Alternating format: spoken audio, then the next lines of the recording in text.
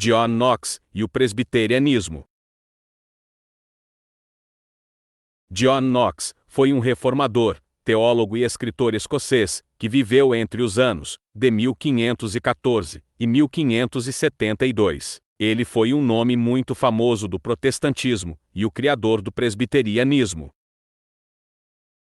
Depois que Maria I se tornou a rainha da Inglaterra, ela restabeleceu o catolicismo em 1553 e proibiu o protestantismo. Então Knox foi obrigado a renunciar de seu cargo de capelão real e deixar o reino inglês. O reformador mudou-se para Genebra, na Suíça, local onde o calvinismo predominava, e lá ele se aprofundou em teologia. E ao retornar para a Escócia, por volta de 1559, Knox liderou a reforma protestante no país, e também fundou o presbiterianismo, um movimento religioso que consistia na aderência das igrejas cristãs protestantes à tradição teológica calvinista. Em outras palavras, era uma doutrina baseada nas ideias de João Calvino. Existiam muitos movimentos protestantes, como o luteranismo, calvinismo, anglicanismo, anabatismo, puritanismo, entre outros. E apesar de alguns deles serem muito semelhantes, cada um possuía seus próprios conceitos e crenças. O presbiterianismo segue até os dias de hoje muitos dos dogmas católicos, como por exemplo, batismo infantil, cerimônia da ceia do Senhor, Natal, Quarta-feira de Cinzas, Semana Santa, Trindade, entre outros. Após conquistar incontáveis seguidores, John Knox morreu em 24 de novembro de 1572, em Edimburgo, na Escócia. Contudo, seu legado permaneceu vivo, através dos séculos. As igrejas presbiterianas assemelham-se muito às igrejas católicas, pois vários dogmas do catolicismo são usados dentro do presbiterianismo. Mas assim como ocorre com muitos outros movimentos religiosos, existem denominações presbiterianas que diferem doutrinariamente em certos aspectos. Um estudo mais profundo sobre a predestinação. A questão da predestinação é muito debatida entre os religiosos, e por isso, este vídeo falará mais profundamente sobre ela. Afinal, a Bíblia ensina a respeito do livre-arbítrio, da predestinação individual, ou da vitória da Igreja de Deus? Veremos toda esta questão através dos estudos bíblicos. Os versículos a seguir deixam bem claro que ninguém estaria com a salvação garantida, pois é necessário que o fiel se mantenha no caminho de Deus para alcançá-la, mesmo que ele tenha aceitado a verdade em algum momento de sua vida. Agora, porém, vos reconciliou no corpo da sua carne, mediante a sua morte, para apresentar-vos perante ele santos, inculpáveis e irrepreensíveis, se é que permaneceis na fé, alicerçados e firmes, não vos deixando afastar da esperança do evangelho que ouvistes, e que foi pregado a toda criatura debaixo do céu, e do qual eu, Paulo, me tornei ministro. Colossenses capítulo 1, versículos 22 e 23. Por esta razão, importa que nos apeguemos, com mais firmeza, às verdades ouvidas, para que delas jamais nos desviemos.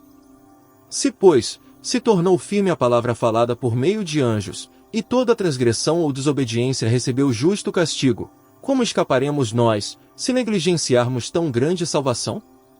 A qual, tendo sido anunciada inicialmente pelo Senhor, foi-nos depois confirmada pelos que a ouviram. Hebreus capítulo 2, versículos do 1 ao 3. Por que nos temos tornado participantes de Cristo, se de fato, guardarmos firme até ao fim, a confiança que desde o princípio, tivemos? Enquanto se diz, hoje, se ouvirdes a sua voz, não endureçais o vosso coração, como foi na provocação. Ora, quais os que tendo ouvido, se rebelaram? Não foram, de fato, todos os que saíram do Egito por intermédio de Moisés? E contra quem se indignou por 40 anos? Não foi contra os que pecaram, cujos cadáveres caíram no deserto? E contra quem jurou que não entrariam no seu descanso, senão contra os que foram desobedientes? Vemos, pois, que não puderam entrar por causa da incredulidade. Hebreus capítulo 3, versículos do 14 ao 19. Através destes versículos, chegamos a uma importante pergunta: onde está a crença da predestinação? E tendo sido aperfeiçoado, tornou-se o autor da salvação eterna, para todos os que lhe obedecem. Hebreus capítulo 5, versículo 9. Com efeito, tendes necessidade de perseverança, para que, havendo feito a vontade de Deus, alcanceis a promessa. Porque, ainda dentro de pouco tempo, aquele que vem virá e não tardará, todavia, o meu justo viverá pela fé, e se retroceder, nele não se compraz a minha alma. Nós, porém, não somos dos que retrocedem para a perdição, somos, entretanto, da fé, para a conservação da alma. Hebreus capítulo 10, versículos do 36 ao 39. Porque Deus amou ao mundo de tal maneira, que deu o seu Filho unigênito, para que todo o que nele crê não pereça, mas tenha a vida eterna. Por isso, quem crê no Filho tem a vida eterna, o que todavia, se mantém rebelde contra o Filho não verá a vida, mas sobre ele permanece a ira de Deus. João capítulo 3, versículos 16 e 36. E a vida eterna é esta, que te conheçam a ti, o único Deus verdadeiro, e a Yeshua HaMashiach, a quem enviaste. João capítulo 17, versículo 3. A Bíblia fala de predestinação, algo predeterminado, como no caso de Abraão, onde Deus lhe disse que a sua descendência seria como as estrelas do céu, e não poderia ser contada. Mas não dá pregada por João Calvino, pois se alguém já estaria salvo ou condenado, não haveria mais nada que ele poderia fazer. A Igreja de Deus realmente está predestinada para alcançar a vitória, porém seus membros devem manter-se nela, e não depender da crença filosófica da predestinação, para se salvar, em outras palavras, buscar a vida eterna, mediante a fé e as obras. Meus irmãos, qual é o proveito, se alguém disser que tem fé, mas não tiver obras? Pode acaso, semelhante fé salvá-lo?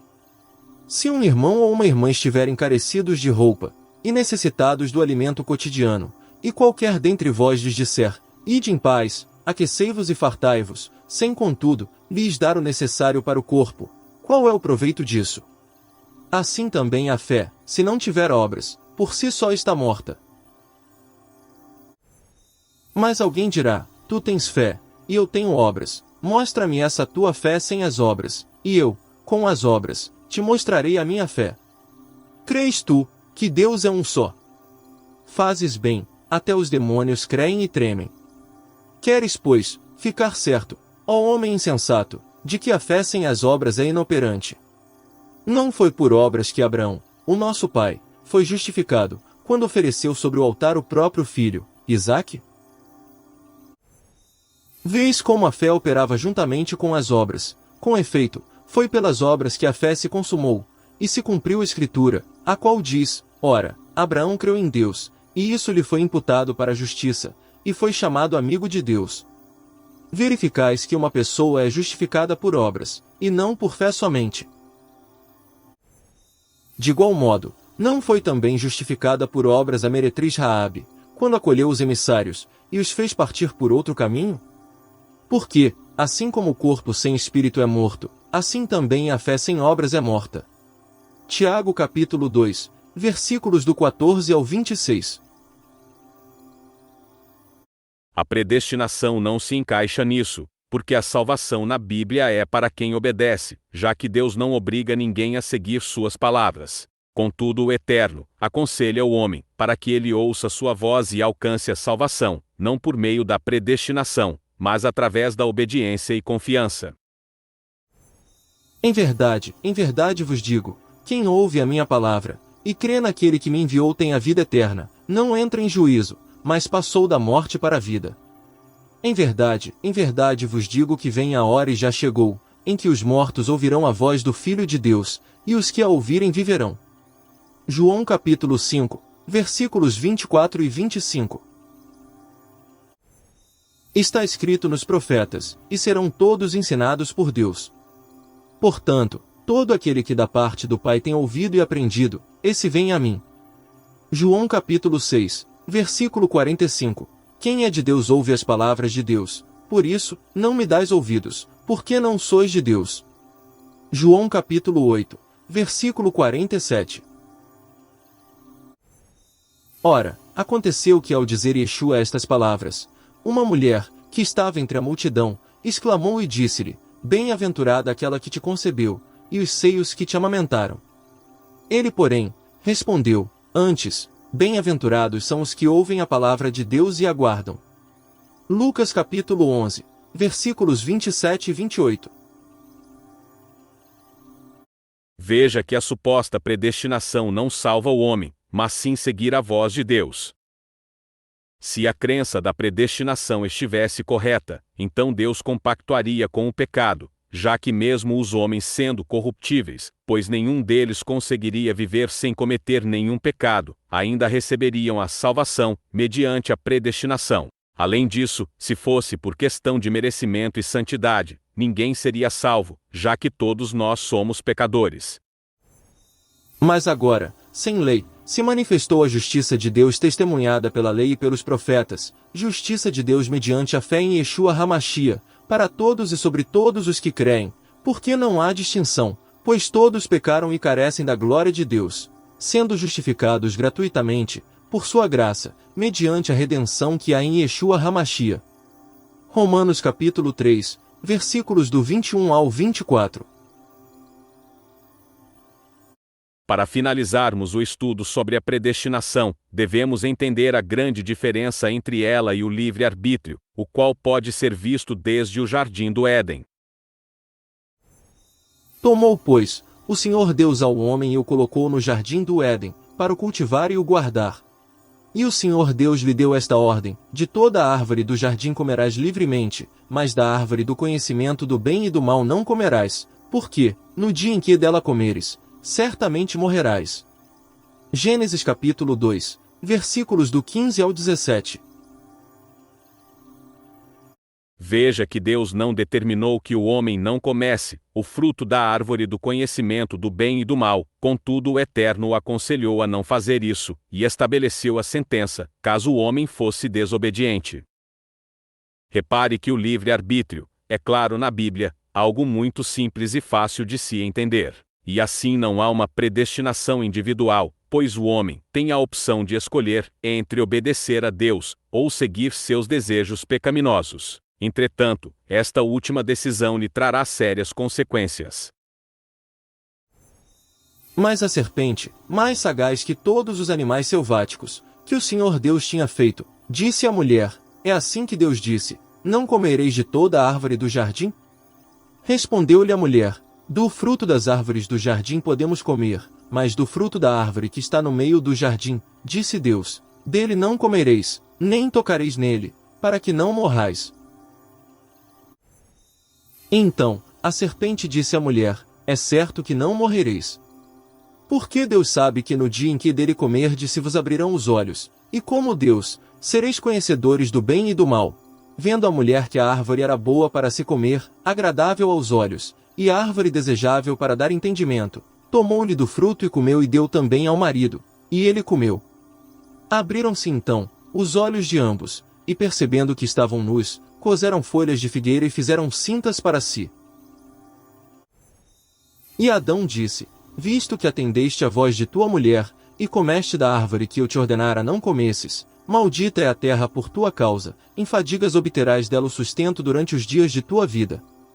Ela produzirá também cardos e abrolhos, e tu comerás a erva do campo.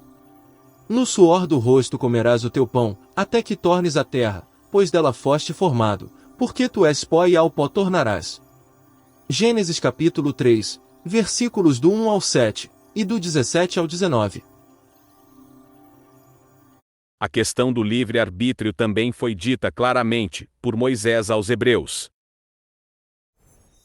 Vê que proponho hoje, a vida e o bem, a morte e o mal, se guardares o mandamento que hoje te ordeno, que ames o Senhor, teu Deus, andes nos seus caminhos, e guardes os seus mandamentos, e os seus estatutos, e os seus juízos, então viverás e te multiplicarás, e o Senhor, teu Deus, te abençoará na terra a qual passas para possuí-la. Porém, se o teu coração se desviar, e não quiseres dar ouvidos, e fores seduzido, e te inclinares a outros deuses, e os servires, então hoje, te declaro que certamente, perecerás, não permanecerás longo tempo na terra a qual vais, passando o Jordão, para possuíres. Os céus e a terra tomo hoje, por testemunhas contra ti, que te propus a vida e a morte, a bênção e a maldição. Escolhe, pois, a vida, para que vivas, tu e a tua descendência, amando o Senhor, teu Deus, dando ouvidos à sua voz e apegando-te a Ele. Pois disto depende a tua vida e a tua longevidade, para que habites na terra que o Senhor, sob juramento, prometeu dar a teus pais, Abraão, Isaque e Jacó. Deuteronômio capítulo 30, versículos do 15 ao 20. A Igreja de Deus, ou seja, a palavra, está predestinada para vencer, contudo o homem deve procurá-la, e se manter apoiado nela. Bendito Deus e Pai de nosso Senhor Yeshua HaMashiach, que nos tem abençoado com toda a sorte de bênção espiritual, nas regiões celestiais do Messias, assim como nos escolheu, nele, antes da fundação do mundo, para sermos santos e irrepreensíveis perante Ele, e em amor nos predestinou para Ele, para a adoção de filhos, por meio de Yeshua HaMashiach, segundo o beneplácito de sua vontade, para louvor da glória de sua graça. Nele digo, no qual fomos também feitos herança, predestinados segundo o propósito daquele, que faz todas as coisas conforme o conselho da sua vontade, a fim de sermos para louvor da sua glória, nós, os que de antemão esperamos no Messias. Efésios capítulo 1, versículos do 3 ao 6, e 11 e 12. Porquanto aos que de antemão conheceu, também os predestinou para serem conformes à imagem de seu Filho, a fim de que ele seja o primogênito entre muitos irmãos. E aos que predestinou, a esses também chamou. E aos que chamou, a esses também justificou. E aos que justificou, a esses também glorificou.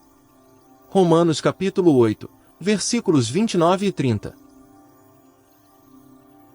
O apóstolo Saulo sempre usa o plural, para falar a respeito da predestinação, pois ela refere-se à Igreja de Deus. Além disso, existe uma grande diferença entre predestinação e livre-arbítrio, pois se a primeira fosse individual, o homem faria tudo aquilo que Deus ordenasse, sem a chance de escolher.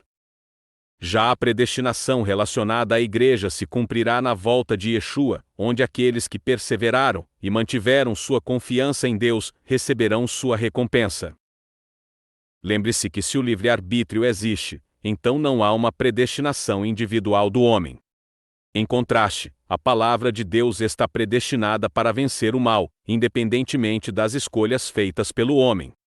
Aqueles que transformam a predestinação em algo individual, rejeitam a questão do livre-arbítrio, e consequentemente os ensinamentos bíblicos, fazendo com que esses mesmos ensinos se tornem algo biblicamente contraditório. Tais fatos apenas mostram que essa tese provém do maligno.